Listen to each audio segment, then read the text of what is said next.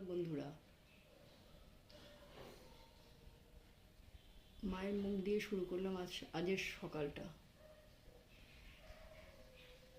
বানাবো মুসুর ডাল দিয়ে সজনে ডাঁটা দিয়ে।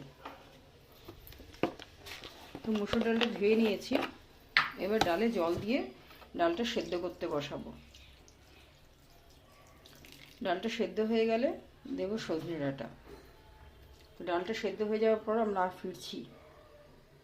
হয়ে গেছে, এবার সজনে ডাঁটাগুলো মুসুর ডালে দিয়ে দিয়েছি। এবার ডালটা একটু ফুটে উঠলে নামিয়ে নেব। জাস্ট সেদ্ধ হয়ে গেলে, ডাঁটাটা বেশি সেদ্ধ করা যাবে না, সেদ্ধ করলে কি ছেড়ে ছেড়ে যাবে, ভালো লাগবে না। হালকা সেদ্ধ হয়ে গেলে অফ করে দেবো। তারপরে ফোড়ন দেব, একটু হলুদ দিয়ে দিই, নুন দেব,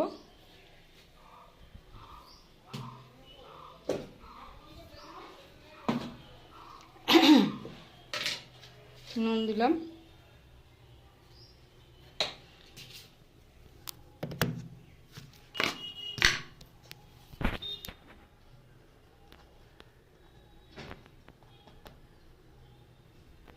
জাস্ট অল্প একটুখানি হলুদ দিলাম। হলুদটা একটু কম দিলে ভালো লাগে, টেস্ট হয় ডালটা বেশি।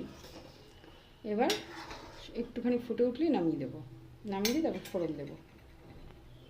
সেদ্ধ হয়ে গেছে, এবার 4টে কাঁচা লঙ্কা চিড়ে দিয়ে দেব। এই যে 4টে কাঁচা লঙ্কা চিড়ে দিয়ে দেব।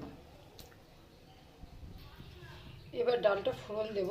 তো ফোড়নের প্যানটা বসিয়েছি, ডালটা এদিকে সেদ্ধ হয়েই গেছে পুরো।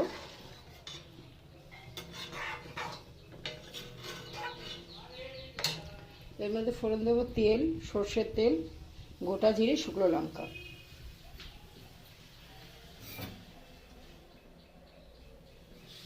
তেল, শুকনো লঙ্কা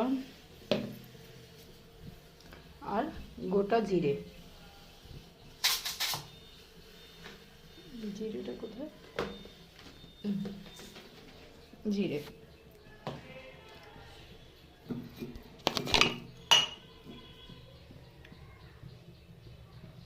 তেল দিলাম,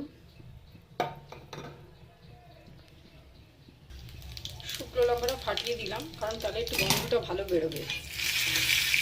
ফোড়নটা হয়ে গেছে, ফোড়নটা আর একটু ভাজা ভাজা বাকি আছে, হয়ে গেলে ফোড়নটা দিয়ে দেবো, দিয়ে নুন মিষ্টি দিয়ে নামিয়ে দেবো। তাহলেই আমার সজনে ডাঁটার ডাল পূর্ণ হয়ে যাবে। ফোড়ন হয়ে গেছে,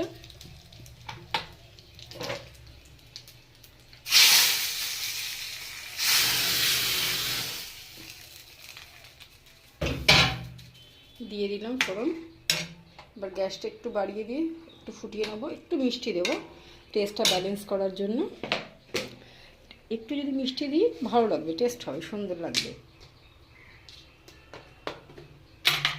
নুন ফুন সব দেওয়াই আছে, একটু মিষ্টি দিয়ে দিলাম, ব্যাস। এবার ডাল ফুটে উঠলেই ডাল তৈরি। তো সজনে ডাঁটার ডাল কেমন লাগলো বন্ধুরা একটু জানিও। তো আমার এখানেই ডাল শেষ হয়ে গেল, অফ করলাম।